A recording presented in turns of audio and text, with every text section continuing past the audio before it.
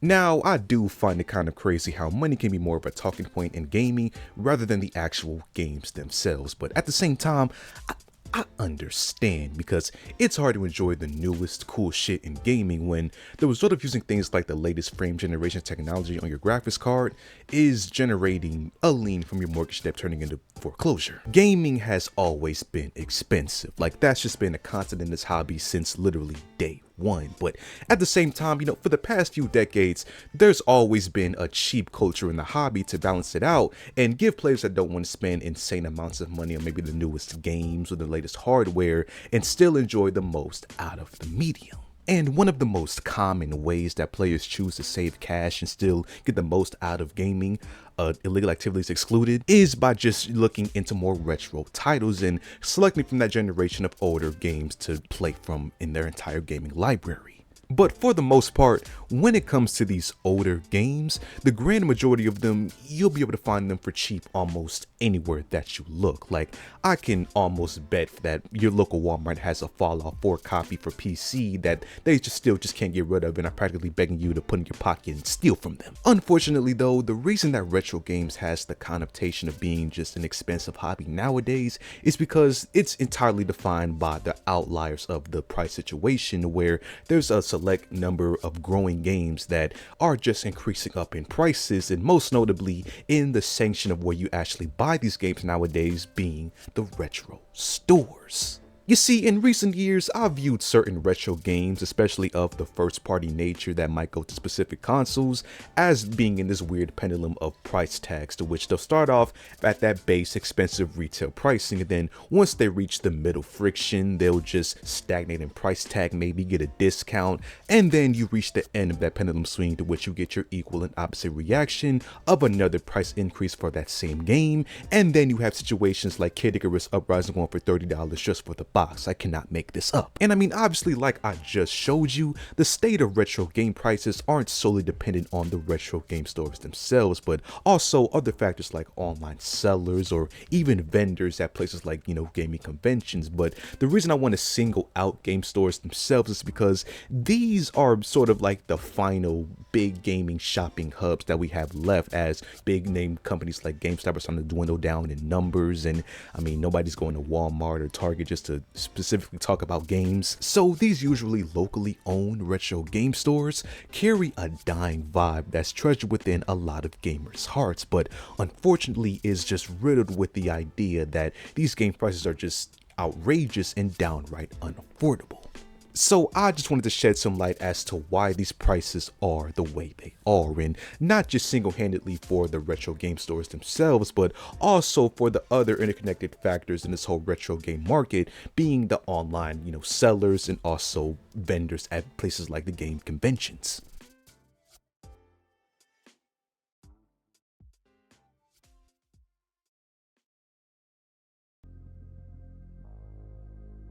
Because, man, the most obvious and in-your-face reasoning as to why retro game stores feel damn near obligated to charge you what they do for these retro titles is because I'd argue that the retro game market is more green right now than it's ever been in history, and people are trying to take advantage of that and eat off this market as much as they can while the interest is this high. And I could blame the modern fluctuation of retro game interest to just the various outlets of social media, to where we have so many different timelines just recommending you all this retro game footage that plays on your nostalgia as we all get older and make you want to go back and play these titles. And then there's the rise of the game retrospect videos on YouTube for the past couple of years. Basically, any price increase on these retro games are being dictated by the amount of players that have interest in them and are buying them on the secondary market, to which these retro sellers are taking notice of that and then act accordingly, to which we saw this definitely being the case with a game like Tomodachi Life on the Nintendo 3DS prior to obviously the game reveal on last Nintendo Direct. You see, in around 2017-2018, this game got as low as $17 sealed in box, but after around 2022-2023, when the game just exploded in the underground Nintendo community, and obviously in the fashion of a game series not getting another entry, that shit just exploded up in price tag to where now you can't even get this game loose for less than than $100, which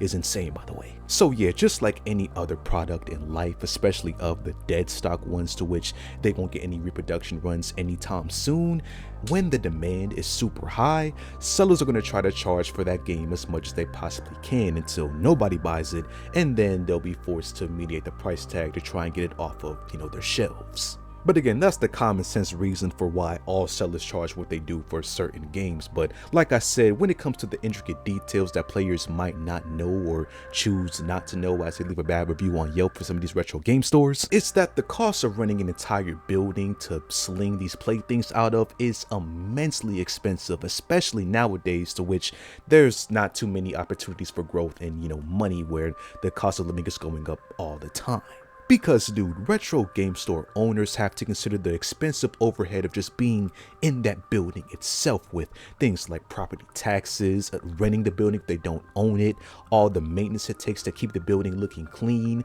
those intricate stands and display options. We haven't even got to a video game yet. But then once these retro stores finally have these games that they're selling, they then have to take the profit that they have on these titles and then turn it into wages for whoever works at that store, and also use it to supply more games that they might have to replace the same game of if they don't already have like more of it on hand in the back or something. So they usually have to mark up the price tag at a significant rate just to pay for everything that I just said on a consistent basis. All of which the retro game stores might base their prices on what the online market counterpart is charging for those same retro games, because more than likely than not, gamers are likely to just go on their phone and search eBay or Facebook Marketplace to see what they're charging for these specific games before they go to physical stores. And when it comes to the online marketplace, it can really just be hit or miss depending on the game and just how much players are willing to negotiate with the price tag that they think that the game is worth. Because the grand majority of people selling games online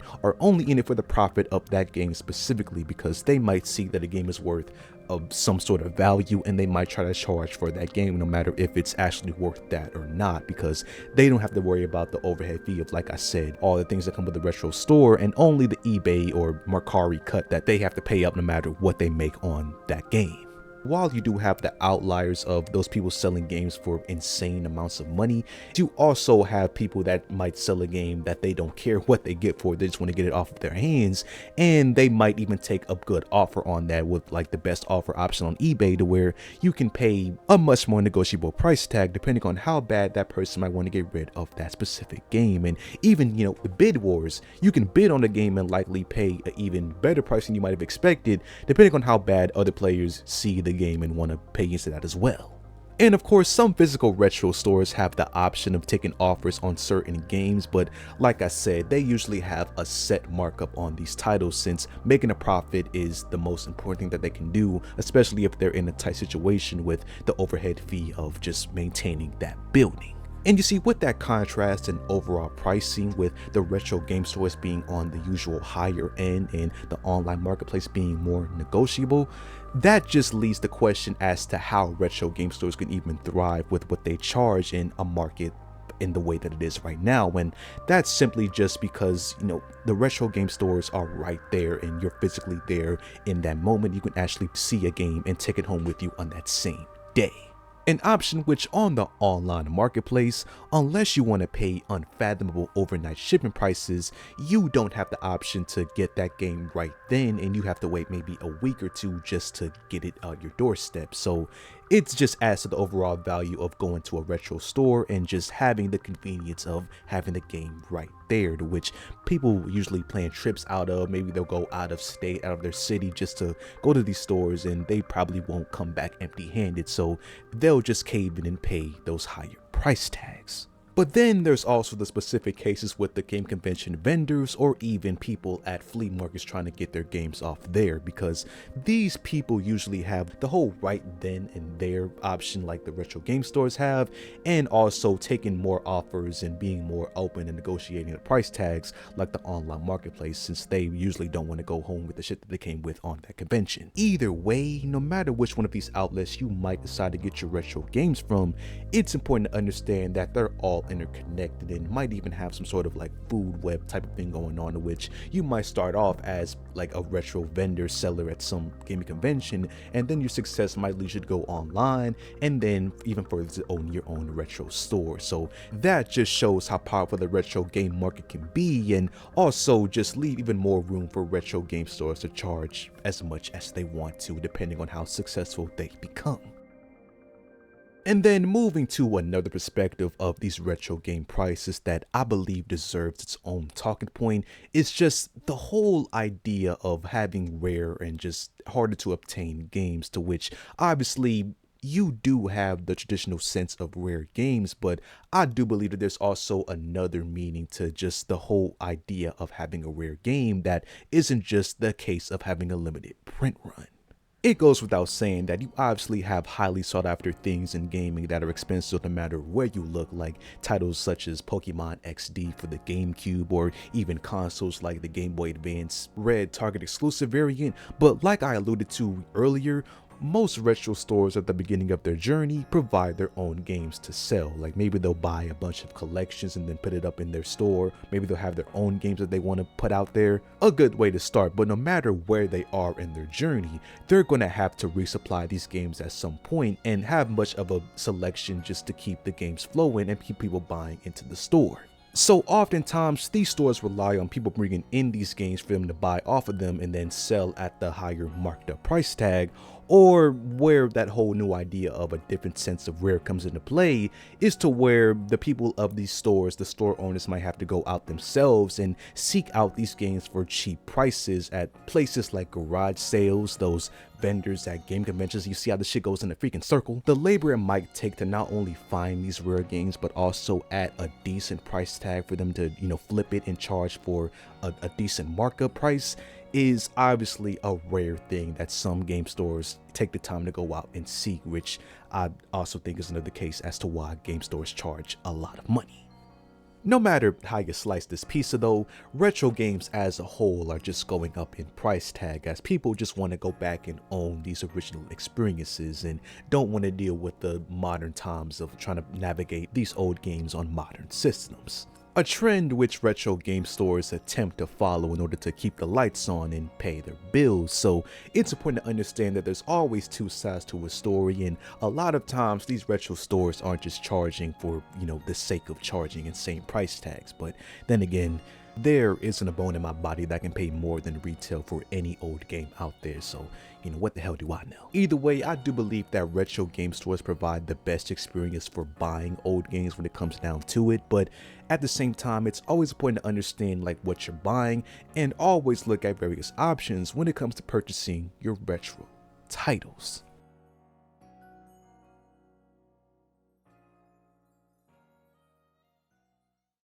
And that's all I got for today, man. If you enjoyed, leave a like on the video, subscribe, and I will see you guys in the next video.